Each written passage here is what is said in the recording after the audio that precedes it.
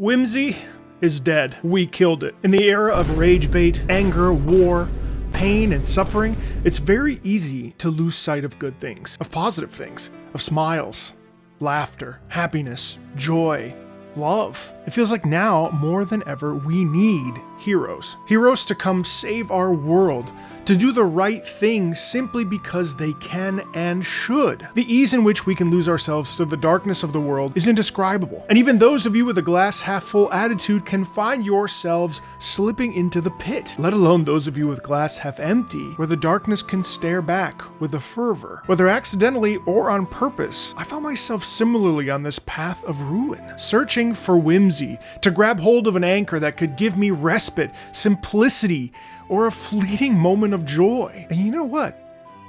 I found it. I found a hero. Link. Link has become a household hero for generations of children and adults. I've never quite understood the hype or general impression of The Legend of Zelda: Ocarina of Time. Why is it so culturally relevant? Why do people talk about it with such warmth and nostalgia and fervor? Why did it affect so many? And in some cases, literally changing people's lives and impacting them nigh on 30 years later even. Interestingly, I still don't know. I came to the universe of Zelda late in 2025 when I played Wind Waker for the first time, followed by Twilight Princess, and thanks to some strategic impulse buying of the analog 3D, I was able to build myself a bit of an N64 library. And finally, I set my gaze on Ocarina of Time, 28 years after its initial release. Zelda games never really appealed to me. I'm not a puzzle guy, the combat seemed fairly basic, they seemed like significant time commitments, and moreover, kinda just felt like I missed the boat. I didn't get it. Therefore, it couldn't possibly be for me. It's an interesting experience to approach a piece of game media in the position of a content creator, a stranger entering a fan base or a village for its first time. The citizens of that village welcoming you with a mixture of suspicion, delight, trepidation, and maybe even some joy. Will they like this game? That means so much to me. Will they connect with it? I grew up with a PlayStation. Other than Crash Bandicoot and I guess Sly Cooper, I didn't have mascots to really carry me through my childhood and my adulthood. Not in the way that so many people had Link and his adventures to become the hero of the land of Hyrule, or even maybe a plumber with a killer mustache, but that's a separate video. In spite of that, I was excited to dive into Ocarina of Time. How does a 28-year-old game play so many years past its prime? Does the story hold up, or am I too jaded and familiar with gaming systems to really appreciate it? Turns out, it holds up incredibly well. When you consider how Ocarina of Time managed to innovate, revolutionize, standardize, and modernize 3D action combat all at the same time, it's actually staggering how effective and fun it is to play, regardless of era. Sure, I'd say at times it can be a bit awkward or stiff-ish, but Ocarina of Time fundamentally plays as well as any modern action-adventure game you could play, which, when I think about this, is actually staggering. Sometimes you'll see takes that Ocarina of Time is overhyped and while a good game, not the best Zelda game, and for the sake of argument I have to say I think the game is very appropriately hyped. It is so rare for a time capsule game to be able to exist functionally in a modern era of cut corners and minimal obstruction to the player to keep them engaged, yet somehow manage to hold up so well and keep them engaged. Beyond the revolutionary things, the gameplay itself is just enjoyable. The structure of the game, from town to dungeon to tool finding to chest finding to open world exploration to side quests to story beats, is so well paced in this 30 to 50 hour experience that it's honestly a bit of a dream. You know, and speaking of dungeons, you need to think and ponder options in front of you, a skill known as Zelda brain, and frankly the more enjoyable puzzle experiences I've ever had in gaming. And that really honestly goes for all Zelda games I've played so far. They're pretty intriguing, figure-outable, and if things get tricky, of course there's no shame in using a guide, but sometimes you just need to think slightly outside the box. And I have to say that as a person who doesn't like puzzle games kind of at all, I've become deeply connected to the puzzle experience of Zelda games, so much so that I crave them, and I hope that in the future After Breath of the Wild and Tears of the Kingdom, we move towards the older style of dungeons and gameplay that we have in these previous Zelda titles. I really don't know how many 12-year-olds or younger were able to solve puzzles back in the day, but my 38-year-old brain was absolutely stumped on certain occasions, which is why a guide can be helpful, of course. Going back to whimsy though, Zelda games are weird. Characters are funny, quirky, odd, and genuinely kind of strange. The hurdy-gurdy player in the windmill with the Song of Storms in Kakariko Village. Come on now! Freaking weird! Waking up an NPC with a chicken, attacking chickens, causing them to attack you in retaliation. Ghosts! This is all intertwined in a serious story of time and peril and great urgency. There's high stakes, but it doesn't lose itself in the melodrama.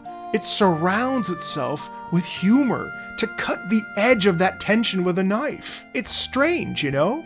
A group of villagers turned into deformed sculptulas that give you a pouch for more money, a gigantic Goron that gives you a glorious sword if you follow the questline, entering the mouth of the great Jabu Jabu to find the Zora King's daughter. This is whimsy.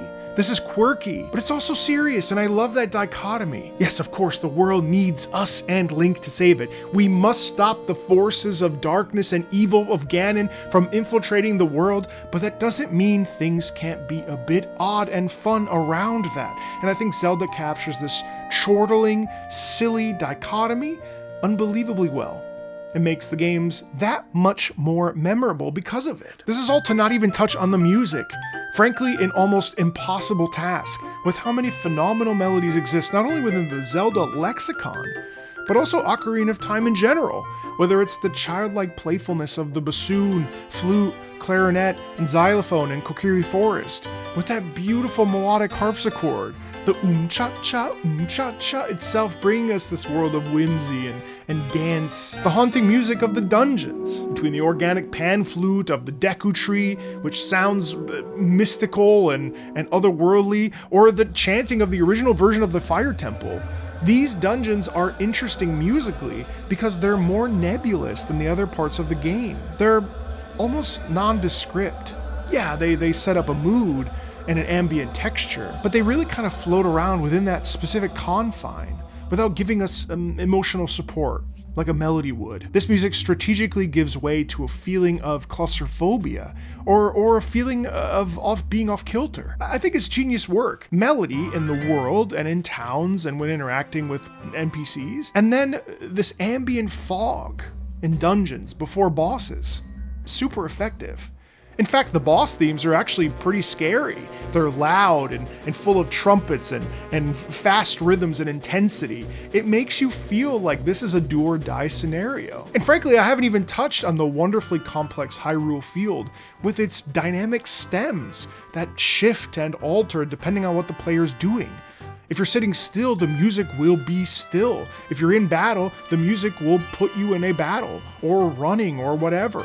Not even to mention day-night cycle music. Of course, the title of the game is Ocarina of Time. I'd say it's pretty bold to have music not be in the background or passive, but a variable the player controls. Playing the ocarina does things. It changes the time of day. It changes the weather. It allows you to access doors blocking your path. The world is reactive. NPCs will recognize you if you play Zelda's lullaby. The music you make and the songs you learn give way to other experiences within the game. That kind of agency could convince people to pick up an instrument. Hell, even just learning a few songs on an ocarina, which I'm sure many people have done after playing the game. Maybe that's the only musical instrument someone ever picks up. It's kind of cool though. Ocarina of Time could be a gateway to a musical future, or a deeper sense of appreciation for music in general. What I find striking is that these melodies do not age. Gerudo Valley is still a banger and a greatly exciting piece 28 years later. Zelda's Lullaby still moves audiences around the world when we hear it, because it's emblematic of peace, of love, of comfort. It's a song from a mother to a child. You know, it moves us, no matter what our musical education is. This is a soundtrack that surpasses the game. You may have never played Ocarina of Time, but you know the music from Ocarina of Time. That's seismic. Sometimes I get people even telling me that old music isn't worth sharing. There's no way that music from Ocarina of Time isn't worth sharing even today. Why? Because melody is eternal. Melody is a fundamental part of Ocarina of Time and Zelda games in general. And it's always been this way with melody. It's the reason we still love and go to operas. Melody. Melody is everything. Melody is the movement of the soul and the connection to musical pieces. It permeates our anger, our frustration, our sadness. Melody can move us to tears and bring us joy. It's so important and such a key feature of this game experience. Ocarina of Time came out in 1998. The world was a very different place. So much has changed. I do believe things have gotten considerably harder for the average person. Money's tighter. Things are way more expensive. There's an exhaustion that you can feel in the air. People are tired. Yet despite all of this, whether due to nostalgia or curiosity, there exists a hero who is willing to save a world.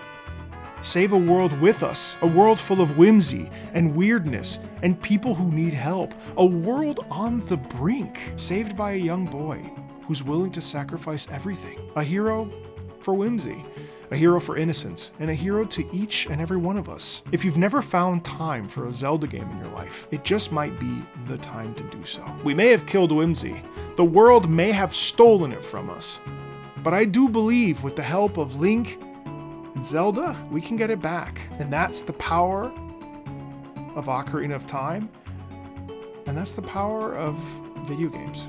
And that's a beautiful thing.